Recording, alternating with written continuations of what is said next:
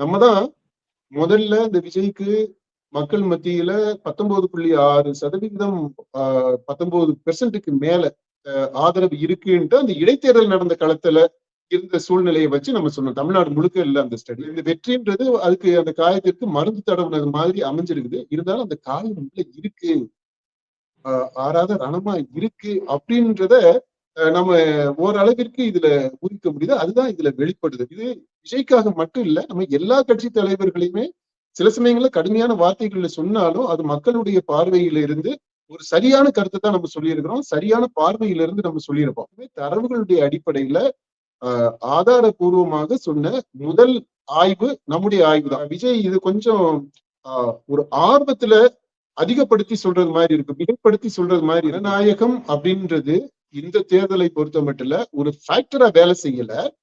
அதனால இந்த பணநாயகம் அழிக்கப்பட்டுருச்சு, புதைக்கப்பட்டுருச்சு அப்படின்றது இல்லை. ஒரு பெரிய புரட்சிகரமான மாற்றம். அப்படிப்பட்ட ஒரு மாற்றம் தரக்கூடியதாக எந்த உத்தரவாதத்தையும் தாவேகா இதுவரைக்கும் கொடுக்கல அப்படின்றதுதான். ஆட்சியாளராக அவர் இருக்கும்போது அவர் எந்த மாதிரி அவருடைய திறன்களை வெளிப்படுத்த போறாரு அப்படின்றது அது ரொம்ப முக்கியம். அதற்கேற்றது மாதிரி இந்த மக்கள் அன்பை செலுத்துறாங்க அப்படின்னா அதுதான் அடுத்த முறை அவர் தேர்ந்தெடுக்கப்படுவதற்கான அச்சாரமாக அமையும். ஒரு மக்கள் தமிழக வாக்காளர்களை தொடர்ந்து ஆய்வு செய்து அவங்களுடைய பல்ஸை பார்க்கக்கூடியவனா நான் இந்த தேர்தலை ரொம்ப அற்புதமான முடிவா நான் பாக்குறேன். கூட்டணி ஆட்சியை தருவதற்கு மக்கள் தேர்ந்தெடுத்திருக்கக்கூடிய நபர் சினிமாவில் இருந்து வந்த இந்த விஜய் என்ற அந்த தாவேகாவினுடைய கட்சி தலைவர். இந்த கூட்டணி ஆட்சியை முதல் முறையாக தமிழ்நாட்டில் தரப்போகின்ற இந்த விஜய் அவருக்கு நம்முடைய வாழ்த்தை தெரிவிக்கிறோம்.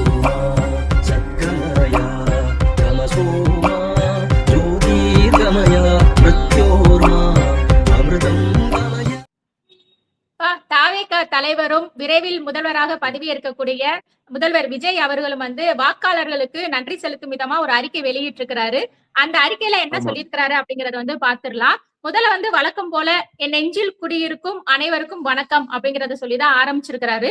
அடுத்ததாக அவர் கட்சி ஆரம்பித்ததில் இருந்தே நம்மை ஏளனமாக பார்த்தவர்களும் பேசியவர்களுமே அதிகம்.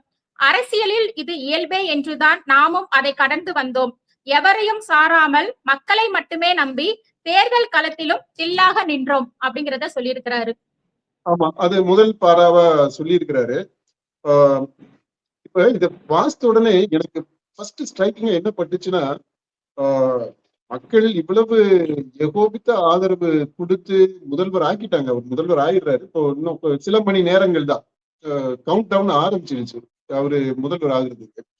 அப்படி இருந்துமே கூட அவர் அந்த அந்த நன்றி மடல் அதை ஆரம்பிச்சிருக்க பாருங்க. கட்சி ஆரம்பித்ததிலிருந்தே நம்மை ஏளனமாக பார்த்தவர்களும் பேசியவர்களும் அப்படின்னு தான் சொல்றாரு. அதாவது அவ்வளவு தூரம் டீப்பா ஹர்ட் ஆயிருக்கிறாரு.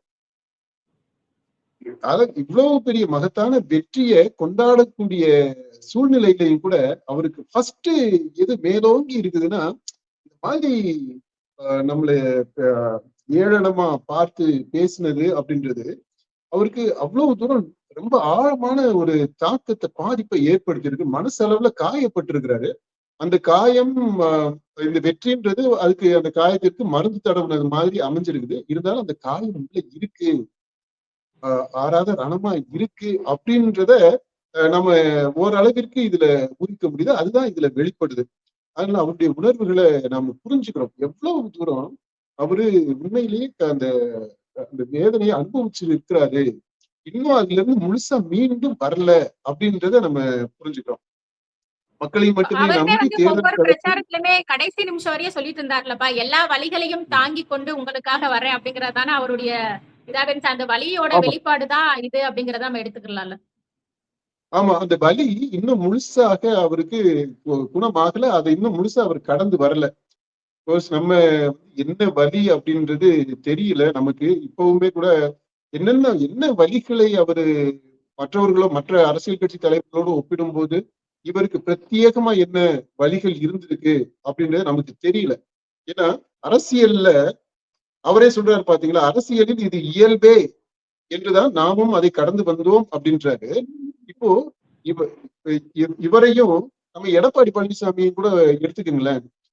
ஆஹ் எடப்பாடி பழனிசாமிக்கு இப்ப ஸ்டாலின் எடுத்துக்கோங்க, மாதிரி உதயநிதி, முன்னணியில இருக்கக்கூடிய எந்த அரசியல் கட்சி தலைவரை எடுத்துக்கோங்க, இவன் மோடிஜி எடுத்துக்கங்களேன், ராகுல், இவர் விஜயனுடைய நண்பர் ராகுல், ராகுல இப்ப வரைக்குமே ஊடகங்கள்ல பச்சை புள்ள பப்பு அப்படின்றான். அந்த அளவு அந்த விமர்சனம் தொடர்ந்து இருக்கு. இப்ப அந்த மாதிரி அவங்க இதோட ஒப்பிடும்போது இவருக்கு அரசியல் ரீதியாக மற்றவர்கள் கொடுத்த அந்த அவமானம், ஏளனமா பார்த்தது அப்படின்றது பெருசா இல்லைன்னு தான் தோணுது. அப்ஜெக்டிவா நம்ம பார்க்கும்போது எல்லாருக்குமே நடக்கக்கூடியது. அரசியல்னு வந்துட்டா அந்த போற்றுவதும் தூற்றுவதும், தூற்றுனா ஒரு எக்ஸ்ட்ரீம் உச்சத்துல போய் கண்ணா பின்னான்னு கண்ணை மூடிக்கிட்டு இது பண்றது, தூற்றுவது.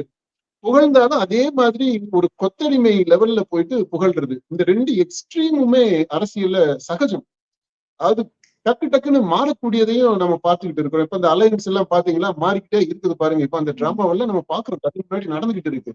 இப்போ அந்த அலையன்ஸ் மாறும்போது ஆட்டோமேட்டிக்கா அவங்களுடைய வார்த்தைகளும் வார்த்தை ஜாலங்களும் மாறிடுது. இப்ப இதுதான் அரசியல். இந்த அரசியல் இயல்பு அப்படின்றத அதை கடந்து வந்தோம் அப்படின்னு சொல்றாரு. ஆனா இன்னும் முழுசாக அவர் அதை கடந்து வரல அப்படின்றதுதான் இந்த பாரால வெளிப்படுது. ஆனா அவர் தில்லா நின்று இருக்கிறாரு, அதை சொல்லலாம். தேர்தல் களத்திலும் மக்களை மட்டுமே நம்பி தில்லா நின்னோம் அப்படின்றாரு. மக்களை மட்டுமே நம்பி இல்ல, அவர் கூட்டணிகளுக்கும் காத்திருந்தாருன்றதும் உண்மைதான். ஏன்னா எல்லாத்தையுமே இப்போ அவர் முதல்வர் ஆயிட்டாரு அப்படின்றதுனால நடந்த விஷயங்கள் எல்லாத்தையும் நம்ம பூசி மெழுகணுன்ற அவசியம் கிடையாது.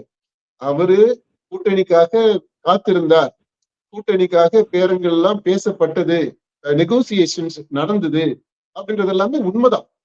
அது மறுக்கவெல்லாம் முடியாது. அது ஒர்க் அவுட் ஆகல, அது பல்வேறு காரணங்கள்னால அது சரியா வரல.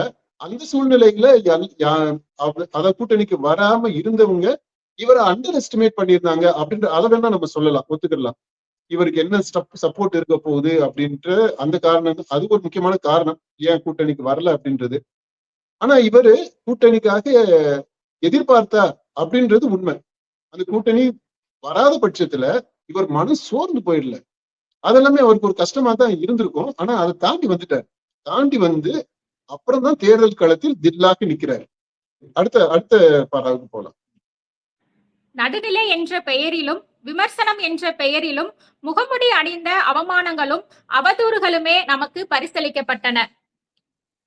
ஆனால் நாம் யாருக்கு நன்றி கடன் செலுத்த அரசியலுக்கு வந்தோமோ அவர்கள் நம் சொந்தங்களாகிய நம் தமிழ்நாட்டு மக்கள் நம்மை எப்போதும் தாயன்போடு தாங்கியே பிடித்து வந்தனர், வருகின்றனர். ஆமா, இது நடுநிலைன்ற பேர்ல, இந்த விமர்சனம்ன்ற பேர்ல முகமூடி அணிந்த அவமானங்களும் அவதூறுகளுமே நமக்கு பரிசளிக்கப்பட்டன அப்படின்ட்டு ஒரு ஸ்வீப்பிங் ஸ்டேட்மெண்டா சொல்றாரு. அப்படின்னா அதாவது விமர்சனங்கள், எல்லா விமர்சனங்களும் அப்படி இல்லை. அந்த நடுநிலைன்ற பேர்ல வந்த அந்த விமர்சனங்கள் எல்லாமே முகமூடி அணிந்த அவமானம் அவதூறு அப்படி இல்லை. நான் பார்த்தது வரைக்கும் அவருடைய பார்வைக்கு போனது பெரும்பாலானது அப்படி இருந்திருக்கலாம். ஆனா உண்மையாகவே நடுநிலையில இருந்து விமர்சனம் பண்ணவங்க இருக்கிறாங்க. அதுல வந்து அந்த அவமானம் அவதூறு இல்லாம இவர் மேல ஒரு அக்கறையோட விமர்சனம் பண்ணவங்களும் இருக்கிறாங்க. அதாவது இந்த இவர் பண்ண அந்த கேம்பெயின்ல, அந்த ஸ்ட்ராட்டஜிஸ்ல எங்கெங்க அந்த கேப்ஸ் இருந்தது, எங்க அந்த லூப் ஹோல்ஸ் இருந்தது, எங்க அவங்க மிஸ் அவுட் பண்ணியிருக்கிறாங்க, எங்க ஒரு எக்ஸாஜரேஷன் நடந்திருக்குது அப்படின்ற அந்த மாதிரியான விஷயங்கள் எல்லாத்தையுமே நடுநிலையில இருந்து உண்மையான அக்கறையோட சொன்னவங்களும் இருக்கிறாங்க. இப்போ உதாரணமா நம்ம மக்கள் கட்சி பாகுபாடு இன்றி அவங்களுடைய செயல்பாடுகள் அவ அக்கறையோட நம்மளுமே நிறைய கருத்துக்களை வந்து தெரிவிச்சு கூட இதெல்லாம் மாற்றிக்கிறணும் அப்படிங்கிறது உண்மையான அக்கறையோட சொன்ன விஷயங்கள் தான். நம்மளுமே நிறைய விஷயங்கள் பேசி இருக்கிறோம் இந்த மாதிரி. ஆமா, இப்போ நம்முடைய ஆய்வுகளை எடுத்துக்கிட்டோம் அப்படின்னா இந்த பீப்புள் ஸ்டடிஸ், இந்த TN 2026 சேனல்ஸ்ல எல்லாமே இருக்கு, அந்த காணொலிகள் எல்லாமே இருக்கு. நம்முடைய ஆய்வுகள் அடிப்படையில தான் அது எல்லாத்தையுமே பேசி இருக்கிறோம். நம்ம தான் முதல்ல இந்த விஜய்க்கு மக்கள் மத்தியில 19.6% 19% மேல ஆதரவு இருக்குன்ட்டு அந்த இடைத்தேர்தல் நடந்த களத்துல இருந்த சூழ்நிலையை வச்சு நம்ம சொன்னோம். தமிழ்நாடு முழுக்க இல்லை அந்த ஸ்டடி, அந்த இதை சொல்லிடுவோம். அப்புறம் விஜய் அவருடைய ஒரு நாள் ஒரு கேம்பெயின் அந்த இது பயணம் போறதுக்கு முன்னாடியே அவருக்கு ஒரே நாள் ஒரு இடத்துக்கு போனாலே போதும், அது அரசியல்ல பெரிய தாக்கத்தை ஏற்படுத்தும் அப்படின்றத நம்ம சொல்லியிருக்கிறோம். அதுவுமே இருக்கு, நீங்க பாத்துக்கலாம். அதுக்கப்புறம் அவருக்கு பிரச்சாரங்களுக்கு எல்லாம் போறாரு. அது மாதிரி ஒவ்வொரு பாயிண்டையுமே நம்ம சொல்லியிருக்கிறோம். அதே சமயத்துல அவருடைய பிரச்சாரத்தில் இருந்த அதாவது அந்த லாப்சஸ் எக்ஸாஜரேஷன்ஸை நம்ம சுட்டி காட்டி இருக்கிறோம். உதாரணமா அவர் எல்லாத்தையும் விட்டுட்டு வந்தேன் அப்படின்னு சொல்றது, அதுல நமக்கு வேறுபாடு இருக்கு. ஏன்னா மக்களுமே பேசிக்கிறாங்க, இவர் என்ன விட்டுட்டு வந்தாரு அப்படின்றது. உச்சத்துல இருந்து வந்தான்றாரு. அந்த தொடர்ந்து உச்சத்துல விட்டுட்டு வந்தேன் அப்படின்னு சொல்றது ஒரு விதத்துல பார்க்க போனா அந்த மக்களை அவமானப்படுத்துறது மாதிரி இருக்கு அப்படின்ற அந்த துணியை அதை நம்ம சுட்டி காட்டி இருக்கிறோம். அது திரும்ப திரும்ப சொல்றதுன்றது சாதாரண மக்களை இழிவுபடுத்துறது மாதிரி இருக்கு, அவங்கள அவமானப்படுத்துறது மாதிரி, ஹம்பிள் பண்றது மாதிரி இருக்கு, ஹியூமிலியேட் பண்றது மாதிரி இருக்கு அப்படின்றத நம்ம சுட்டி காட்டி இருக்கிறோம். அந்த மாதிரி நல்ல விஷயங்களையும் பாராட்டி சொல்லி இருக்கிறோம். அவரு எந்த இதுல கான்சென்ட்ரேட் பண்ணணும், போக்கஸ் பண்ணணும் அப்படின்றதையும் நம்ம சொல்லி இருக்கிறோம். அதனால இதெல்லாம் அந்த நடுநிலைன்ற பேர்ல எல்லா விமர்சனங்களுமே முகமூடி அணிந்த அவமானம், அவதூறு இல்லை அப்படின்றது சொல்லணும். இப்போ அது மாதிரி அவரு பயணத்துல போகும்போது நடந்த நிகழ்ச்சிகள், அவர் எப்படி ஒரு கல்ட் ஃபிகராக இருக்கிறாரு, அப்புறம் அவரை கடவுள் கடவுளாக சித்தரிக்கிறதுல என்ன பிரச்சனை இருக்கு அப்படின்றதையும் நம்ம சொல்லியிருக்கிறோம். அதை விமர்சனம் கடுமையாக கூட நான் விமர்சனம் பண்ணியிருக்கிறேன். இப்போ இந்த மாதிரி பண்ணினது எல்லாமே எதுக்குன்னா அவரை அவமானப்படுத்தணும், அவர் மேல அவதூறு சொல்லணுன்றதுக்காக இல்லை. இது விஜய்க்காக மட்டும் இல்ல, நம்ம எல்லா கட்சி தலைவர்களையுமே சில சமயங்கள்ல கடுமையான வார்த்தைகள்ல சொன்னாலும் அது மக்களுடைய பார்வையில இருந்து ஒரு சரியான கருத்தை தான் நம்ம சொல்லியிருக்கிறோம், சரியான பார்வையில இருந்து நம்ம சொல்லியிருப்போம். ஓகே, இப்ப அதனால அந்த இது திரும்பவும் எதை காட்டுதுன்னா, நம்ம ஃபர்ஸ்ட் சொன்ன அந்த பாயிண்ட், அவரு அவ்வளவு டீப்பா ஹர்ட் ஆயிருக்கிறாரு, காயப்பட்டிருக்கு அவர் மனசு. அது இன்னும் முழுமையாக குணம் ஆகல, கொஞ்சம் டைம் எடுக்கும்னு நினைக்கிறேன். அதான் அப்படி வருது. ஆனா அதே சமயத்துல அது மக்களுக்கு நன்றி சொல்றாரு. இங்கேயுமே பாருங்க, நாம் யாருக்கு நன்றி கடன் செலுத்த அரசியலுக்கு வந்தோமோ அப்படின்றாரு. அது இங்கேயுமே அவர்களுடைய சென்டர் தான், அதாவது விஜய் சென்டர்ட் பாலிடிக்ஸா தான் இருக்கு. இதையுமே நம்ம சுட்டி காட்டி இருக்கிறோம். அதாவது மக்களை மையப்படுத்தி அரசியலாக இல்லாமல் அவருடைய அரசியல் இப்ப வரைக்குமே விஜய் சென்ட்ரிக் அரசியலாகத்தான் இருந்திருக்கு. அவரை மையமாக வச்சுதான் அவருக்கு ஏற்பட்ட காயம், அவருக்கு அவமானம், அவருக்கு கிடைத்த பரிசு, அவருக்கு கிடைத்த அன்பு, அவருக்கு கிடைத்த பேரன்பு, அப்படி அவரை மையமாக வைத்தேதான் அவர் சொல்றாரு.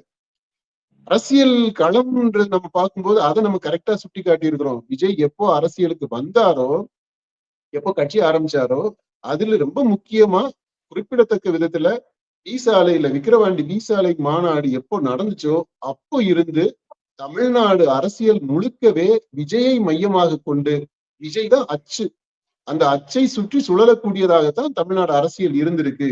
அதுல நான் திருக்குறளை கூட கோட் பண்ணியிருக்கேன் ஒரு காணொலியில, சுழன்றும் ஏற்பின்னது உலகம் அப்படின்றது மாதிரி, அந்த குரல் மாதிரி சுழன்றும் இந்த தமிழ்நாடு அரசியல் விஜய் பின்னது அப்படின்றது மாதிரி நான் அதுல அந்த காணொலியில இந்த குரலை கோட் பண்ணி சொல்லியிருப்பேன். அந்த மாதிரிதான் நடந்துகிட்டு இருக்கு. அந்த விதத்துல இவர் இப்போ முதல்வர் ஆயிட்டாரு. முதல்வர் ஆன பிற்பாடு அந்த விஜய் சென்ட்ரிக் அதுல இருந்து இப்போ அந்த தாயன்போடு இவரை தாங்கி பிடித்து வந்த அந்த மக்கள் இருக்கிறாங்க இல்லையா, அவங்கள மையப்படுத்தணும், அந்த ஷிஃப்ட் நடக்கணும்.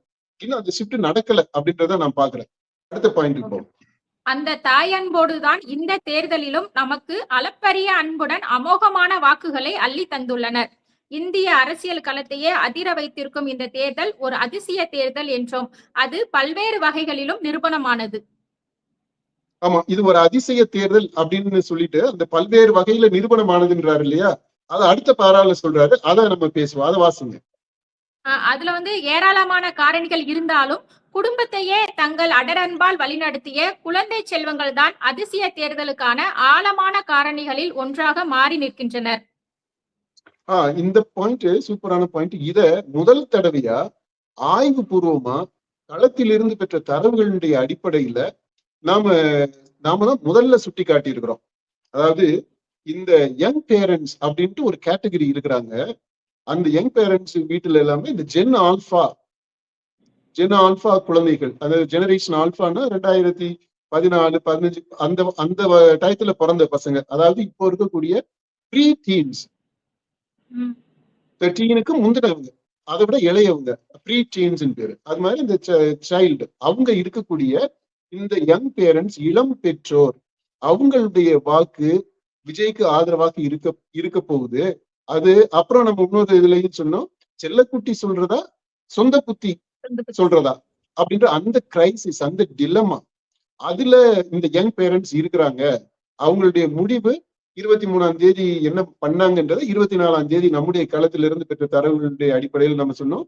அது விசிலுக்கு தான் போயிருக்கு அப்படின்றத சொன்னோம். இது எல்லாத்தையுமே தரவுகளுடைய அடிப்படையில ஆதாரபூர்வமாக சொன்ன முதல் ஆய்வு நம்முடைய ஆய்வு தான்.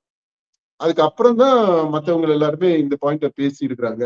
இப்போ நம்ம இந்த யங் பேரண்ட்ஸ் பத்தி 20ஆம் தேதியே நம்ம சொன்னோம். தேர்தலுக்கு முன்னாடி நம்முடைய அந்த ப்ரீ போல் ரிப்போர்ட் ஒண்ணு ஸ்டடி பண்ணிட்டு ஒரு ரிப்போர்ட் பண்ணோம் இல்லையா, அந்த 30 விழுக்காடு 35 விழுக்காடு மக்கள் இன்னும் முடிவு செய்ய முடியாத நிலையில இருக்கிறாங்க அப்படின்ட்டு. அதுலயே நம்ம இந்த பாயிண்ட் சுட்டி காட்டி இருக்கிறோம்.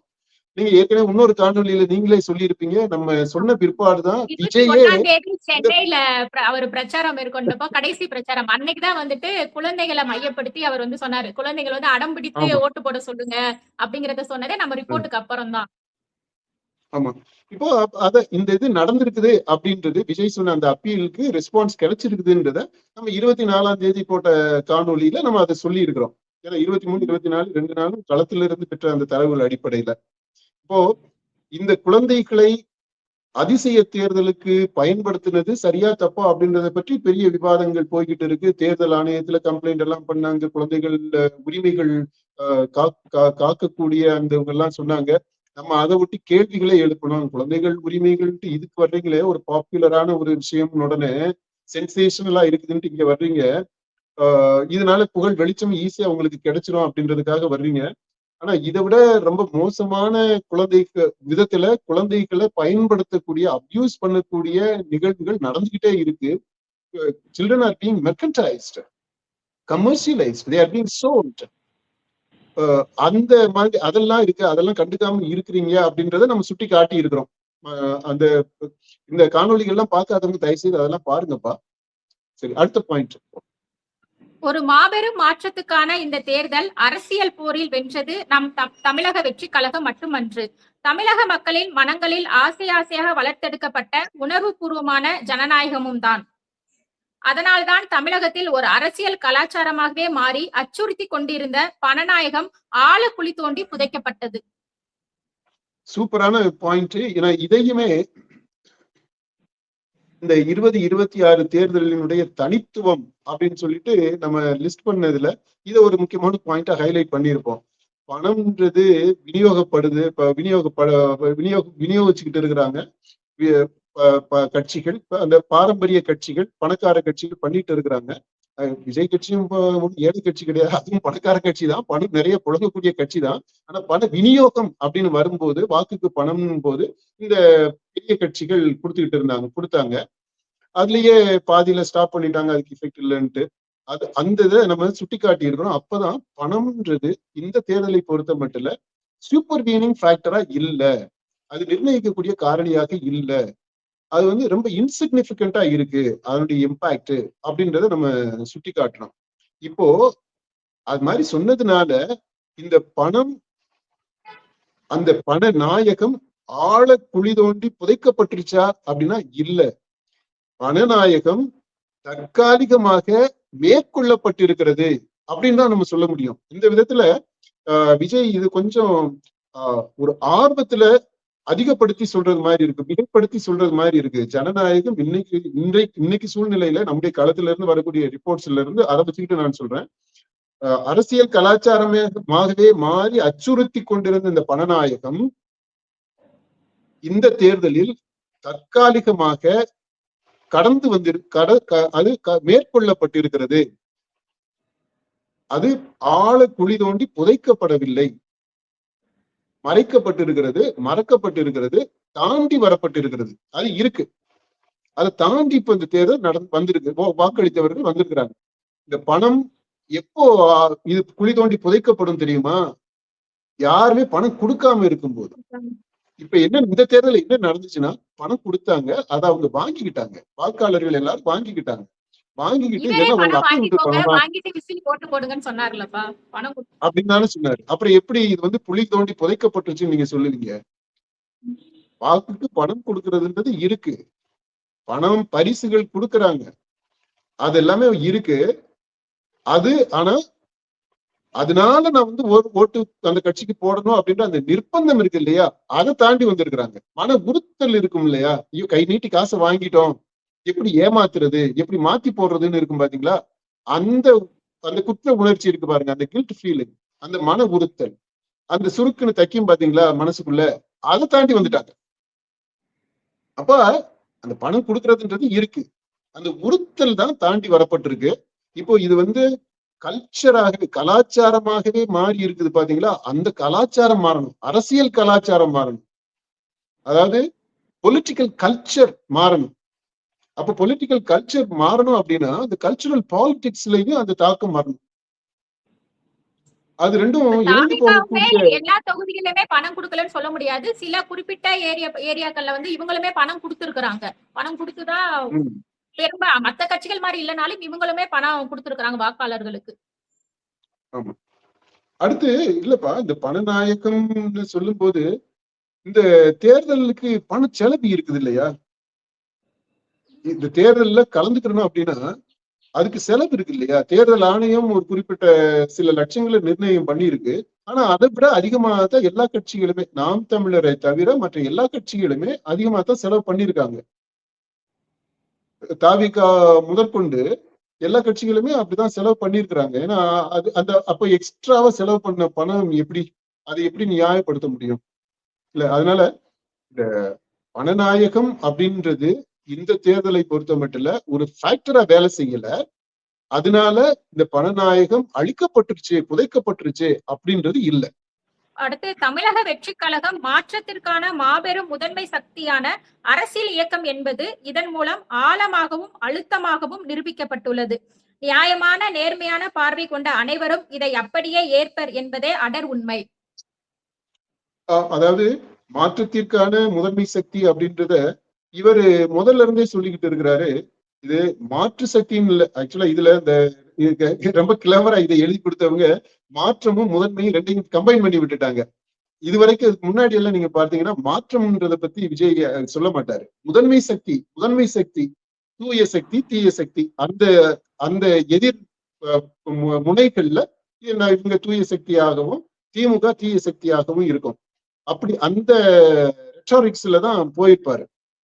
இதுல மாற்றம் இல்ல, இது வந்து முதன்மை சக்தியாக இருக்கு அப்படின்றத சொல்லுவாரு. தமிழ்நாட்டு அரசியல்ல இதுதான் பிரைமரி ஃபோர்ஸ், சூப்பர் ஃபோர்ஸ் அப்படின்றது மாதிரி அதைத்தான் சொல்லிட்டு வந்திருப்பாரு.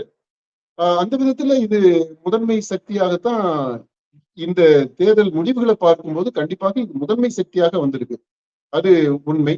அதை நம்ம அக்னாலேஜ் பண்ணணும். அது எல்லா எதிர்கட்சிகளும் தோற்ற கட்சிகள் எல்லாமே அக்னாலேஜ் பண்ணிதான் ஆகணும். ஏன்னா வாக்குகள் எண்ணிக்கைன்னு நீங்க எடுத்துக்கிட்டீங்கன்னாலுமே கூட மற்ற எஸ்டாப்ளிஷ்டு பார்ட்டிஸ் இருக்கு இல்லையா, திமுக அதிமுக, அந்த ரெண்டு கட்சிகளும் தனித்தனியாக வாங்கின வாக்குகளை விட, டோட்டலா தமிழ்நாடு முழுக்க வாங்கின வாக்குகளை விட தாவேக்கான்ற புது கட்சி அதிகமாக வாக்கு வாங்கியிருக்கு. அப்புறம் சீட்ஸ்ன்னு எடுத்துக்கிட்டாலும் இந்த திமுக அதிமுக கட்சிகள் தனிப்பட்ட முறையில கட்சிகளாக வாங்கின இடங்களை விட அதிகமான இடங்களை 108 இடங்கள் வரைக்கும் இந்த கட்சி ஜெயிச்சிருக்கு. அப்படி பார்த்தோம்னா இந்த தேர்தல் தாவேகா முதன்மையான சக்தி அப்படின்றத கண்டிப்பாக ப்ரூவ் பண்ணிருக்கு. It's being demonstrated. அதை யாரும் மறுக்க கொள்ள முடியாது. சரி, அடுத்து வந்து எக்காலத்திலும் நிகழவே நிகழாது என்றிருந்த மாற்றத்திற்கான அரசியல் வெற்றியை நிகழ்த்து காட்டிய தமிழ்நாட்டு மக்களாகிய என் சொந்தங்களுக்கு என் வாழ்நாள் நன்றியை காணிக்கையாக்குகின்றேன். ஓகே, அதாவது மாற்றத்திற்கான அரசியல் வெற்றி எக்காலத்திலும் நிகழவே நிகழாது அப்படின்ட்டு இல்ல, அந்த அந்த மாதிரி அப்படி ஒரு சூழல் இருந்ததாக இல்லை. இவரை மையமாக வச்சு பார்க்கும்போதுதான் சொல்றாரு இந்த மாதிரி நிகழவே நிகழாது அப்படின்றது அப்படி ஒரு சூழ்நிலை இல்ல.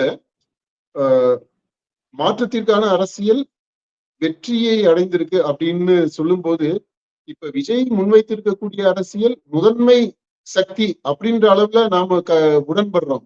ஆனா மாற்றத்திற்கான அரசியலா இது? விஜய் முன்வைத்திருக்கிறது மாற்றத்திற்கான அரசியலா அப்படின்னா, அது இப்பதான் அந்த மாற்றம்ன்றத இந்த அறிக்கையில தான் அவரு திரும்ப வலியுறுத்தி சொல்லிக்கிட்டு இருக்கிறாரு. இது மாற்றத்திற்கான அரசியலாக நம்ம பார்க்க முடியல. ஏன்னா அவங்க தேர்தல் வாக்குறுதிகளா கொடுத்திருக்கிறாங்க இல்லையா? அந்த வாக்குறுதிகள்ல மாற்றத்திற்கான வாக்குறுதி அப்படின்னா பெருசா எதுவுமே இல்லை. திமுக, அதிமுக அவங்க கொடுத்ததை விட இவங்க கொடுத்திருக்கிறது என்னன்னா, மாற்றத்திற்கான வாக்குறுதிகள் இல்ல, கொஞ்சம் முன்னேற்றத்திற்கான வாக்குறுதி. அதாவது திமுகவை விட கொஞ்சம் அதிகமாக, அதிமுகவை விட கொஞ்சம் அதிகமாக, அப்படி கொஞ்சம் அதிகமாக கொடுக்கப்பட்டிருக்கிற வாக்குறுதிகள்.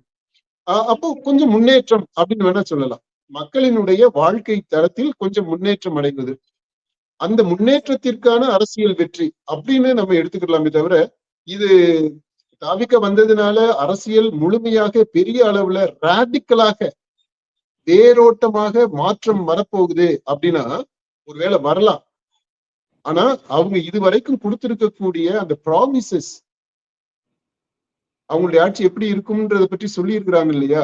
அதை வச்சு பார்க்கும்போது அந்த வேரோட்டமான ராடிக்கலான இந்த கொப்பர்னிக்கன் ரெவல்யூஷன் சொல்லுவாங்க, அதாவது முழுமையான ஒரு பெரிய புரட்சிகரமான மாற்றம், அப்படிப்பட்ட ஒரு மாற்றம் தரக்கூடியதாக எந்த உத்தரவாதத்தையும் தாவிக இதுவரைக்கும் கொடுக்கல அப்படின்றதுதான் உண்மை.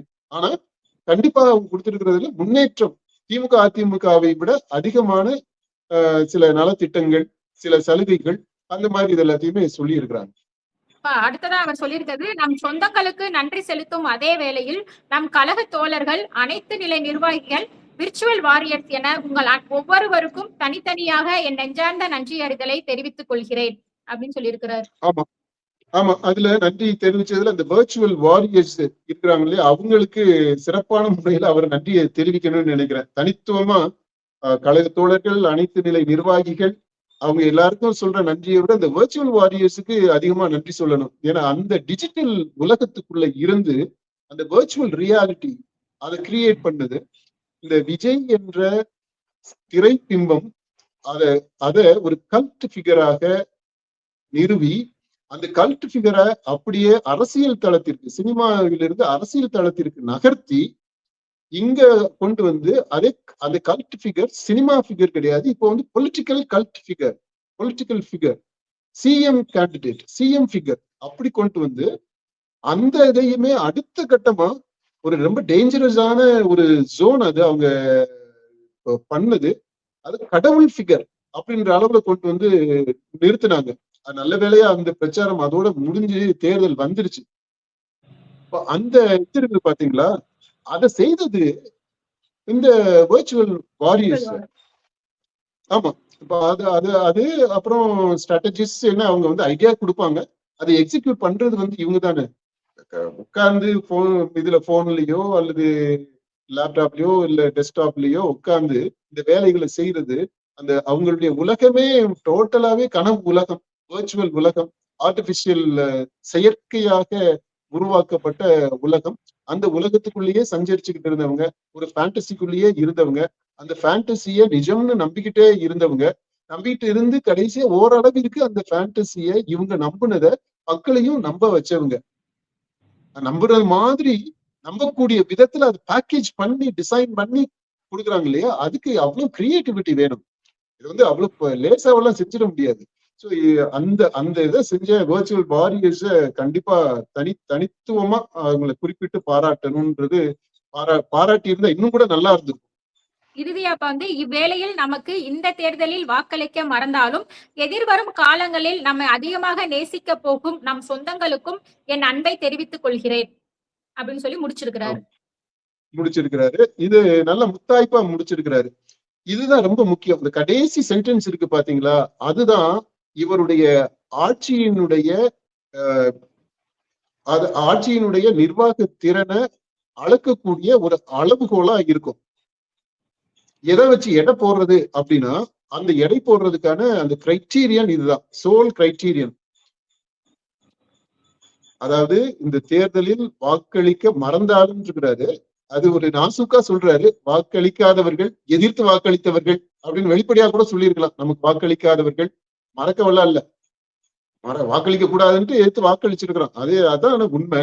அப்படி எதிர்த்து நம்மை பிடிக்காமல் எதிர்த்து வாக்களித்தவர்களும் அடுத்து வரக்கூடிய காலங்கள்ல நம்முடைய ஆட்சி எப்படி செயல்பட போகிறது அப்படின்றத பார்த்து அதனுடைய பயன்களை அனுபவித்து அதன் மூலமாக நம்மை அதிகமாக நேசிக்க போகும் நம் சொந்தங்கள். அப்படி வரும். அதான் அதுல உள்ள அடங்கி இருக்கு. அப்போ அவருடைய ஆட்சி இந்த மாதிரி அவருக்கு வாக்களிக்காதவர்கள் அல்லது அவருக்கு எதிர்த்து வாக்களித்தவர்கள் இப்போ 35% வாக்கு வாங்கி இருக்கிறாரு. அப்போ ஒரு 65% பேரு அவருடைய பிடியிலிருந்து வெளியில இருக்கிறாங்க. இப்ப அந்த 65% பேரும் எப்படி இவருடைய ஆட்சியை அசஸ் பண்ண போறாங்க, அவங்களுக்கு இந்த ஆட்சியினுடைய பலன் எவ்வளவு தூரம் போய் சேர போகுது அப்படின்றதுதான். இவரு எப்படிப்பட்ட ஆட்சியை கொடுக்கிறாரு, இவருக்கு என்ன மாதிரியான ஆட்சியாளர் அப்படின்ற பேரு வரப்போகுது அப்படின்றது. ஏன்னா இதுவரைக்கும் அவர் ஒரு கனவு நாயகனாகத்தான் இருக்கிறார். இப்ப வரைக்குமே ஒரு காட்சி பொருளாகத்தான் இருக்கிறார். இப்ப காட்சி பொருளாக இருக்கக்கூடியவர் ஆட்சி செய்யக்கூடிய ஒரு ஆளுமையாக மாறுறாரு. இப்ப சினிமா மாதிரி இங்க பண்ணிட முடியாது. இது ரியல் உலகம், யதார்த்த உலகம். இங்க ஆட்சியாளராக அவர் இருக்கும்போது அவர் எந்த மாதிரி அவருடைய திறன்களை வெளிப்படுத்த போறாரு அப்படின்றது அது ரொம்ப முக்கியம். அதற்கேற்றது மாதிரி இந்த மக்கள் அன்பை செலுத்துறாங்க அப்படின்னா அதுதான் அடுத்த முறை அவர் தேர்ந்தெடுக்கப்படுவதற்கான அச்சாரமாக அமையும். அப்படி இல்லாட்டி இதோட முடிஞ்சிடும். ஏன்னா நம்ம நம்பி ஓட்ட போட்டோம், அப்படி ஒண்ணும் பெருசா ஒண்ணும் பண்ணலையே அப்படின்ட்டு டிஸ்இல்யூஷன் ஆயிடுவாங்க. மக்களுடைய நம்பிக்கையை பெறணும். அதாவது இந்த 35% வாக்கு இருக்குது இல்லையா, இவங்களே ஒரு எதிர்பார்ப்புலதான் அவருக்கு வாக்கு அளிச்சிருக்கிறாங்க. ஆனா 65% பேரு வெளியில நிக்கிறாங்க. இப்ப அவங்க எல்லாருமே அப்படியே இப்படி கை வச்சுக்கிட்டு பாத்துக்கிட்டு இருப்பாங்க. சில பேர் கண்கொத்தி பாம்பா என்னடா சொல்லலாம் அப்படின்ட்டு அந்த முன்னாடி சொல்றாரு பாத்தீங்களா, அந்த எப்படா இவரை பிடிக்கலாம், எங்க இவரை கொஞ்சம் சறுக்கல் வரும், இது வரும், ஆட்சியில கொஞ்சம் சொதப்புவாங்க அப்படின்றதுக்கு அதையும் பார்த்துக்கிட்டுதான் அரசியல்னு அப்படிதான் இருப்பாங்க. அப்படி ஒரு கூட்டம் இருப்பாங்க. நம்ம அவங்கள கூட விட்டுருவோம். ஆனா அதுக்கு அடுத்து இருக்கிறாங்க பாத்தீங்களா, இவர் எப்படி ஆட்சி பண்ண போறாரு அப்படின்றது. அந்த மாதிரி அதாவது ஓட்டு போடாதவங்கல நான் சொல்றேன், அவங்கள ரீச் அவுட் பண்றதுதான் இவர் அடுத்தடுத்து ஆட்சியில நீடிப்பதற்கு, அரசியல்ல நீடிப்பதற்கு, ஒரு தலைவராக தொடர்வதற்கு ஒரு அச்சாரமாக இருக்கும். அதை செய்யணும்னு சொல்லிட்டு நம்ம வேண்டிக்கிறோம். அடுத்து இதுல ரொம்ப அருமையான பாயிண்ட் என்ன அப்படின்னா, ஒரு விதத்துல தமிழ்நாட்டு மக்கள் கொடுத்து வச்சவங்க தான் சொல்லணும். இந்த விஜய் இவ்வளவு தூரம் வெற்றி அடைந்தது, அடுத்து இவரு வெற்றிக்கு பக்கத்துல போயிட்டு மற்றவர்களுடைய தயவு தேவைப்படக்கூடிய அளவுல அவர் இருக்கிறது. இந்த இது இருக்கு பாத்தீங்களா, இந்த தீர்ப்பு ரொம்ப சூப்பரான தீர்ப்பு. அதை பற்றி யாரும் பேசல. விஜய் அவருடைய ஆங்கிள் சொல்லிட்டு போயிட்டாரு. நம்ம மக்களுடைய பார்வையில பார்க்கும்போது தமிழக வாக்காளரா தமிழக வாக்காளர்களை தொடர்ந்து ஆய்வு செய்து அவங்களுடைய பல்ஸை பார்க்கக்கூடியவனா நான் இந்த தேர்தலை ரொம்ப அற்புதமான முடிவா நான் பாக்குறேன். ஏன்னா இதுல நம்ம தொடர்ந்து சொல்லிக்கிட்டு இருக்கிறோம், 2001 தேர்தல்ல இருந்தே நம்ம கள ஆய்வுல ஈடுபட்டதுல இருந்து சொல்றோம், மக்கள் கூட்டணி ஆட்சியை தான் விரும்புகிறார்கள் அப்படின்றது தொடர்ந்து சொல்லிக்கிட்டு வர்றோம். தனிப்பட்ட ஆட்சியில கூட்டணியாக ஆட்சி வேணும் அப்படின்றதான் மக்கள் தீர்ப்பா சொல்றாங்க. ஆனா நம்ம தேர்தல் முறையில இருக்கக்கூடிய அந்த லிமிடேஷன்ஸ்னால ஒரு ஓட்டு எக்ஸ்ட்ரா வாங்கிட்டாக்க ஜெயிச்சிடறாங்க இல்லையா, அந்த மாதிரி தான் மக்கள் அந்த கூட்டணி ஆட்சிக்கு வாக்கு அளித்தாலும் ஏதாவது ஒரு கட்சி மெஜாரிட்டி வந்துருது. அவங்க ஆட்சி அமைக்கிறாங்க. அவங்க என்ன பண்ணிருக்கணும், நியாயமா பார்த்தா அந்த தேர்தலை சந்திக்கும் போது கூட்டணியாக சந்திக்கிறாங்க இல்லையா, அந்த கட்சிகளோடு சேர்ந்து ஆட்சியிலையும் கூட்டணியாக ஆட்சியை அமைச்சிருக்கணும். அதுதான் தர்மமா இருந்திருக்கும், நியாயமாக இருந்திருக்கும். ஆனா அது அவங்க அந்த அரசியல் நியாயத்தை கடைபிடிக்கவே இல்லை, அங்க சுயநலமா செயல்பட்டாங்க. இது எங்க தொடர்ந்து நடந்துகிட்டு வருது. 1952தான் ஏதோ ஒரு கூட்டணி ஆட்சி தமிழ்நாட்டுல இருந்துச்சுன்னு நினைக்கிறேன். அப்போ தமிழ்நாடே கிடையாது, அது மெட்ராஸ் பிரசிடென்சியா இருந்துச்சு. ஆந்திரா கீந்திரா எல்லாமே சேர்ந்து, கேரளா ஆந்திரா எல்லாமே சேர்ந்து இருந்தது. அப்போ நடந்தது. அதுக்கு அப்புறம் நடந்த தேர்தல்கள் எல்லாம் பார்த்தோம்னா கூட்டணியா ஆட்சி எல்லாம் இல்லை. தனி ஏதாவது ஒரு கட்சி தான் கூட்டணியா தேர்தலை சந்திப்பாங்க. ஆனா ஆட்சி ஒரு கட்சி தான் இருக்கும். அதை பிரேக் பண்ணி உண்மையிலேயே மக்கள் விரும்பக்கூடிய அந்த ஜனநாயகம்ன்ற தொடரை பயன்படுத்துறாரு. அந்த உண்மையான ஜனநாயகம் மக்கள் ஆட்சியில் இருப்பது அப்படின்றத ஓரளவிற்கு ஒரு கோணத்துல இருந்து பார்க்கும்போது இந்த கூட்டணியாக ஆட்சி அமைப்பதுன்றது ரொம்ப சிறப்பான ஒன்று. இதான் மக்கள் இதைத்தான் திரும்ப திரும்ப ஒவ்வொரு தேர்தலையுமே சொல்லிட்டு இருந்தாங்க. இதுக்கு முந்தைய தேர்தல்லையுமே அதைத்தான் சொல்ல வந்தாங்க. ஆனா இந்த தேர்தல் முறையினால அது மாறி போயிடுச்சு. இந்த தேர்தல்ல ரொம்ப ரொம்ப அழகாவே சொல்லிட்டாங்க. இது கூட்டணி ஆட்சி தான் வேணும் எங்களுக்கு. நீங்க சேர்ந்து ஆட்சி செய்யுங்க, 4 பேர் சேர்ந்து பண்ணுங்க அப்படின்ற தீர்ப்பு கொடுத்திருக்கிறாங்க. அந்த தீர்ப்பு அத அத நிறைவேற்றுவது அந்த பாக்கியம், பெரிய பாக்கியம். இது ஆக்சுவலா இட் இஸ் ரொம்ப ஆனர். இது ஒரு 52 விட்டுருங்க. அது அது ஏதோ அதான் நான் சொன்னேன், தமிழ்நாடே கிடையாது. தமிழ்நாட்டுல முதல் முறையாக இதை நம்ம பதிவு செய்யறோம்.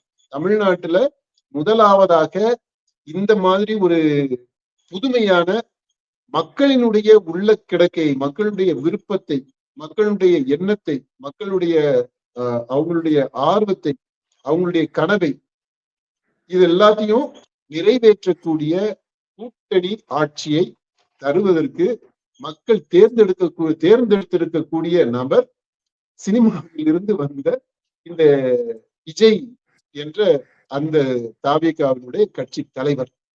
இப்ப அந்த சினிமான்றதெல்லாம் அந்த ஆஸ்பெக்ட் எல்லாம் விட்டுட்டு இப்போ அதை பற்றி நம்ம தீவிரமா ஸ்டடி பண்ணணும். அந்த ஆய்வுகளும் போய்கிட்டே இருக்கு. எப்படி இந்த டிரான்ஸ்பர்மேஷன் நிகழ்ந்தது அப்படின்றது. இப்போ இவருடைய ஒரு கட்சி தலைவராக இந்த தமிழக வெற்றி கழகத்திற்கு அந்த ஒரு வாய்ப்பு கிடைச்சிருக்கு. அந்த வெற்றி கழகத்தை நிறுவிய தலைமையேற்று நடத்திட்டு இருக்கக்கூடிய விஜய் அவருக்கு இந்த பெரிய பேர் கிடைச்சிருக்குது.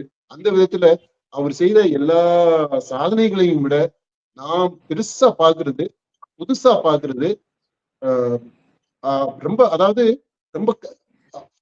ரொம்ப ஒரு அது எப்படி சொல்றதுன்னா ஒரு ஒரு நல்ல ஒரு வாமான ஒரு ஃபீலிங்கோட பாக்குறது, இது பாராட்டப்பட வேண்டியதா பாக்குறது எதுனா இந்த கூட்டணி ஆட்சி.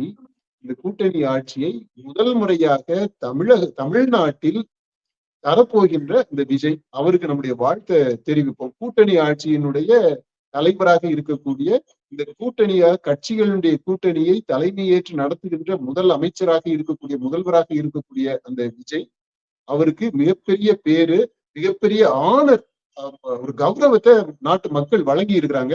அதை நம்ம இதன் மூலமா இந்த காணொலி மூலமா பதிவு செய்யறோம்.